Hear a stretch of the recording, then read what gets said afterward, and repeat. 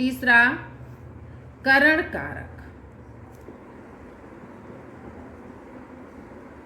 इसमें देखिए, जब क्रिया को करने के लिए कर्ता किसी साधन का प्रयोग करता है, जिस क्रिया को करने के लिए कर्ता जिस साधन का प्रयोग करता है वह करण कारक होता है। जिस साधन की मदद से क्रिया की जाती है, जिस साधन की मदद से क्रिया की जाती है उसे करण कारक कहते हैं। जैसे वह साइकिल से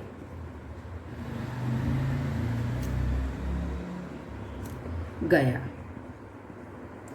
अब देखिए, जिस साधन से मदद की जाती है, किसी कर्ता जिस साधन का प्रयोग करता है क्रिया करने के लिए, यहाँ क्रिया है गया, साइकिल से गया, साइकिल यहाँ पर साधन है, साइकिल से गया।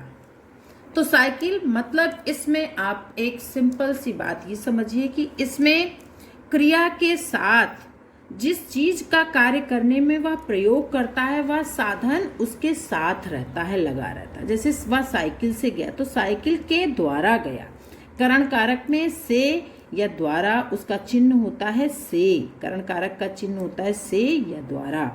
तो वह साइकिल के द्वारा गया। मैं पेन से लिखती हूँ तो पेन मेरे हाथ में है लगातार, पेन के द्वारा लिखती हूँ, पेन मेरा लिखने का साधन है, तो मैं पेन से लिखती हूँ। तो ये क्या है, से मतलब द्वारा पेन की मदद लेती हूँ, तो जिस मदद से वह क्रिया करता है कर्ता, तो उसे करण कारक कहते हैं।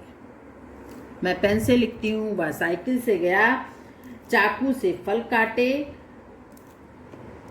ये सब क्या है, वह बस से यात्रा कर रहा है, मतलब बस के द्वारा जा रहा है, बस में चढ़कर जा रहा है, बस से अलग नहीं। ठीक है, क्योंकि से चिन्ह कारक में दो जगह प्रयोग होता है, तो आपको ये बहुत ध्यान रखना है। एक आगे कारक पांचवा अपादान कारक आएगा, उसमें भी से ही चिन्ह होगा, लेकिन दोनों अलग है। यहाँ पर करण कारक से या द्वारा, और उसमें अपादान कारक में से अलग होने के अर्थ में प्रयोग होता है। यहाँ पर से किसी साधन के द्वारा के लिए प्रयोग होता है। वह साइकिल से जाता है, साइकिल से गया, तो मतलब साइकिल के ऊपर बैठ कर गया, साइकिल उसके साथ रही। मैं पेन से लिखती हूँ तो पेन के द्वारा लिखती हूँ। ठीक है, तो मतलब पेन मुझसे अलग नहीं है, मेरी क्रिया पेन के साथ हो रही है, पेन से ही हो रही, पेन की मदद से ही क्रिया हो रही, साइकिल से ही उसकी क्रिया हो रही, वह साइकिल से ही जा रहा है, साइकिल से अलग नहीं। तो यहाँ पर से चिन्ह करण कारक।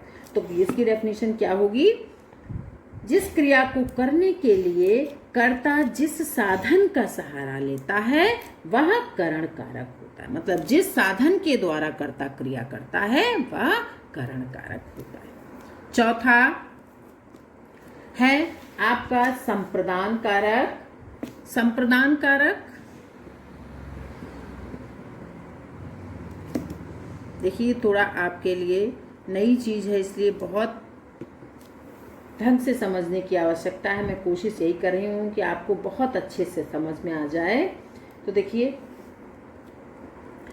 संप्रदान कारक में क्या है, कर्ता द्वारा जिस संज्ञा के लिए कोई कार्य किया जाए, कर्ता द्वारा जिस संज्ञा के लिए कोई कार्य किया जाए, जिसे कुछ दिया जाए, कुछ देने के अर्थ में। सबसे पहली पहचान समझ लीजिए, किसी को कुछ देने के अर्थ में जिस चिन्ह का प्रयोग हुआ वहां पर संप्रदान कारक। अब देखिए, वहां पर संप्रदान, तो डेफिनेशन कर्ता द्वारा जिस संज्ञा के लिए कोई कार्य किया जाता है, मतलब कर्ता संज्ञा के लिए कोई कार्य करता है या उसे कुछ दिया जाता है या कुछ दिया जाता है, वहां पर संप्रदान कारक होता है।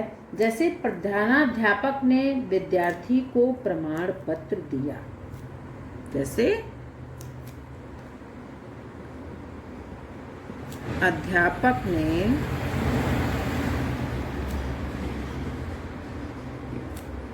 विद्यार्थी को प्रमाण पत्र दिया।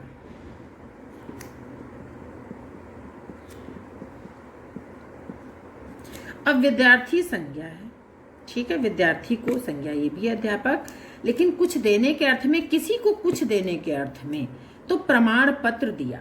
तो प्रमाण पत्र, तो यहाँ पर आपका विद्यार्थी को, ये क्या हुआ, विद्यार्थी को संप्रदान कारक को परसर्ग चिन्ह हो गया, किसी को कुछ देने के अर्थ में, मतलब निमित्त, ये क्या है, प्रमाण पत्र देने के अर्थ में प्रमाण पत्र दिया, तो ये देने के अर्थ में संप्रदान कारक, कर्ता ने कर्म को करण से संप्रदान के लिए, किसी के लिए कोई चीज, इसका चिन्ह होता है के लिए या को, तो यहाँ पर को देखिए, कर्म को, कर्म में भी, कर्म कारक में भी को चिन्ह होता है, लेकिन वहां पर क्रिया का फल सीधे पड़ता है संज्ञा के ऊपर, वहां को चिन्ह उसमें प्रयोग होता है, लेकिन यहाँ पर को चिन्ह होता है किसी चीज, किसी को कुछ देने के अर्थ में, जहां पर को चिन्ह का प्रयोग होगा वहां संप्रदान कारक। तो अध्यापक ने विद्यार्थी को प्रमाण पत्र दिया। दूसरा देखिए, गायत्री ने भूखे के वास्ते खाना बनाया, गायत्री ने भूखे के लिए खाना बनाया, तो भूखे के लिए खाना बनाया, तो इसमें ये भी हो जाएगा सीधे, भूखे को भोजन दो, तो भूखे के लिए भोजन दो, तो को और के लिए एक ही चिन्ह हुए, जहां पर किसी वस्तु किसी को दी जाती है, कोई वस्तु किसी के देने के अर्थ में, तो के लिए चिन्ह और को दोनों ही आपके संप्रदान कारक के परसर्ग चिन्ह हैं। देने के अर्थ में को, देने के अर्थ में के लिए, दोनों ही संप्रदान कारक।